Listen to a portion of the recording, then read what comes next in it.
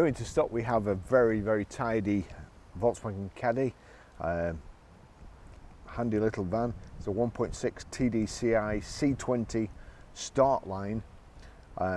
It's 4 doors, 2 at the back, 5 doors, 2 at the back, 1 at the side and 2 at the front.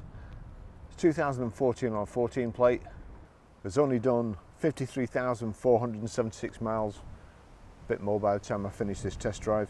MOT tool 12th of July 2020, so long MOT as well. As I say, really handy little van, very economical. It's a bit breezy today. So, wow. I'll just show you around it. So we've got steel wheels, nothing to worry about, curbing and so on, nice and cheap. We've got the side rubbing strip there, protect the doors and all along the side in car parks. Side loading door, it's ply lined. You've also got a bulkhead which it's actually plastic. Nice big load area inside, and as you can see, quite high too.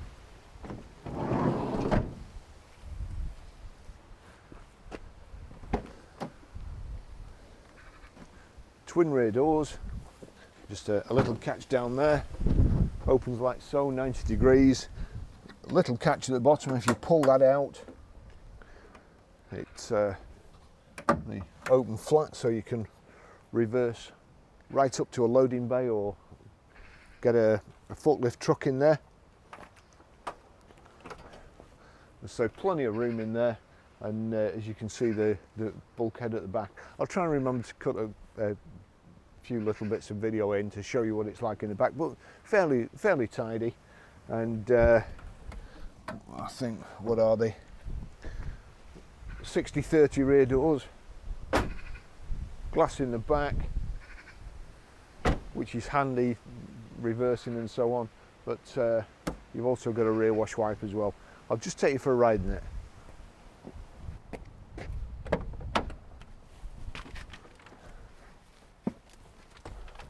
Wow, it's wild out there. So proper key, proper blade, proper ignition lock, and put your foot on the clutch and start the vehicle up.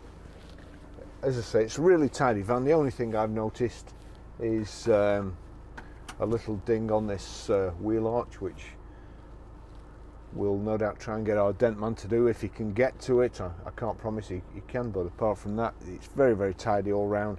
Nice inside. As I say, the back's ply line. You've got this mesh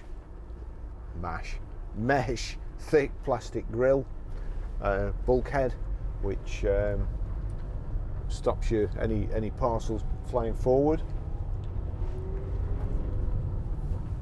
It will be very economical. I'll try and find out the fuel economy figures. I haven't just got them at the moment, and the reason is they don't usually give out the right. We've got a rattle in the back, which wasn't there when I set off, so it must be, I'm not sure whether the back door was shut. 1 sec.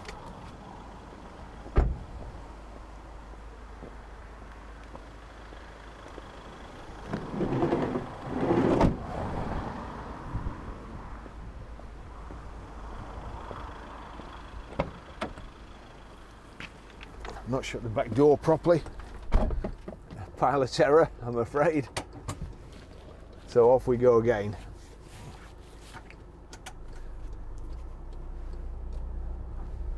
There we go, that's better, no rattles. It is a nice quiet vehicle, really. Obviously you get a little bit more noise because we've no solid bulkhead here, but the fuel economy figures, I'll try and find some figures. They're only a guideline because of course it all depends on what you're carrying. You could be carrying empty boxes, you could be carrying lumps of lead, and that's going to change your fuel economy quite dramatically. Nothing behind me here. Keep forgetting to do this. So there we go. We've got a height and reach adjustable steering wheel there. We've also got here, as Big Bertha, my cup. So you can get two of those. So two 20-ounce Starbucks venti lattes in the cup holders here, and nice to see that they're well away from the gear stick, so you're not knocking it with a gear stick or your fingers when you're driving. I'm using a Renault at the moment, and the cup holder there is right at the front there. The key holder's there, so when you've got a cup there, you can't get to the key holder, or you can't take it out, and it's also virtually falling over because there's not enough space. The only thing you could get in there is a flipping shot of espresso, and that's about it. But this is for typical workmen. So gearbox is great, clutch is great, big thick mats on the floor. So fairly tidy, well, very tidy inside really for a van. It's not had heavy use or dirty use, and I have a soft spot for vans. When I first started working in the motor trade, it was at weekends, and I lived in St Anne's, and the garage was in Whatney-Dale, and I used to cycle, I think it's 18 miles from St Anne's to Whatney-Dale, to then wash about 45 cars. Now in the winter, by the time I'd finished, bear in mind I was 12, as I say, my hands were blue, I was freezing, my feet were like blocks of ice, and I faced an 18-mile ride home. Then we had two vans. We had a Bedford HA, and I can't remember the other one, the big, like, well, we had a little Bedford van, and we had a big Bedford van the size of a Transit. Can't remember what it was called. Bedford CF and a HA, I think. And the owner of the business used to chuck my, rather than go home in a car, he obviously felt sorry for me. It was pitch black as well, usually snowing or throwing it down, and he used to chuck my racing bike in the back of the van and set off home. And my earliest memories of vans really were being nice and warm, the heater on full, my bike in the back, and not having to ride 18 miles. So vans, very, very handy. You should always have one. In fact, it'd be a great idea to have a van as a second vehicle, because they come in so handy. Especially, there's all sorts of other things you can do. Lantar Valater, he wants to go and see the Motorbike Grand Prix in Valencia, and he's thinking about going out on his motorbike. Well, I could sleep in the back of one of these. I'd go in the van and sleep in the back of the van. Saves you on hotels, and you can. They're just so versatile. Don't get me wrong. I prefer a Range Rover, but vans are handy. I'd chuck stuff in the back of here that I wouldn't in a Range Rover. And it's VW product as well. You know it's well built.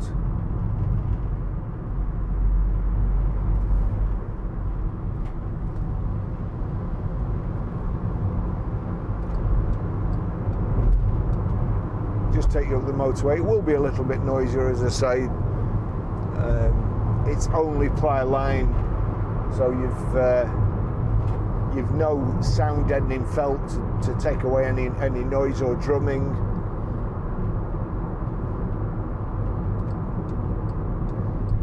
But I think if I was driving around in a van all day, then I would just put some extra soundproofing in the back, or a full bulkhead. The full bulkhead cuts it out, and then you've only got to heat this compartment. You're not heating all your cargo as well. But if you're going to I don't know if you're delivering parcels or just short journeys. This is absolutely ideal.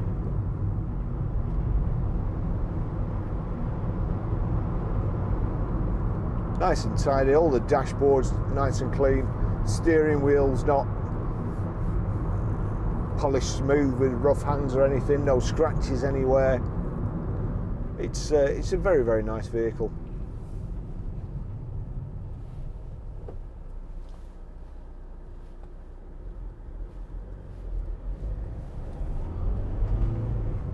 I won't go too far today because there's no, in fact I'll go around here. Unfortunately Lance is on his own at the garage at the moment. John's had to nip out and I'm trying to do this catch up, and there's not too many extras. There's no cruise control or anything, so may as well just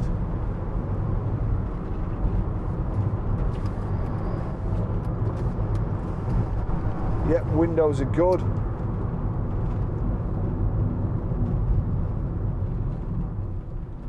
Driver's door mirror, A1, yeah, passenger door mirror, that's perfect too. So the electrics work. The all corners of England. Radio works too. What else have we got? Everything a van driver needs is these places to put all your stuff on the dash. It won't go on the street. A guy there on the phone in his 18 plate BMW, one would assume that that's got hands-free, but he'd rather just drive all over the road on the phone.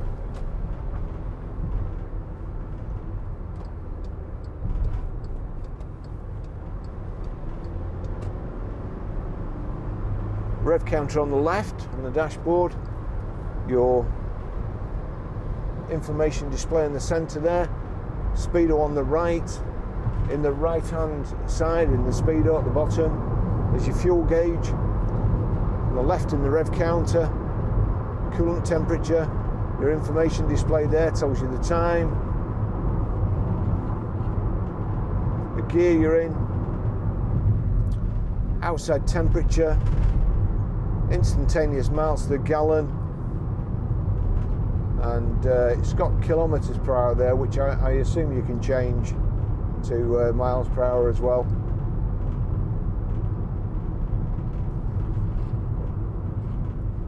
All in all, it's a very, very nice, tidy van, and good to drive too.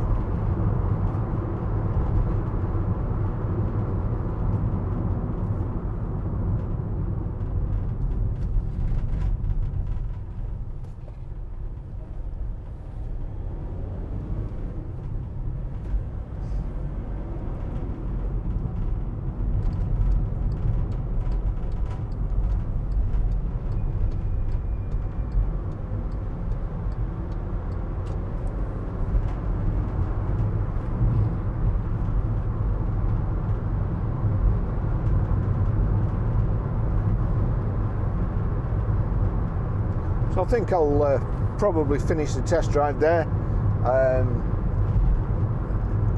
Just a quick reminder, we've got plenty of road test videos for all our cars, and a past library as well for everything we've sold over the past many years. And if this has been of any benefit to you, please like and subscribe. If you'd like to see anything in particular, or me do anything that's physically possible, leave a comment, and see you in the next video. Thanks for watching.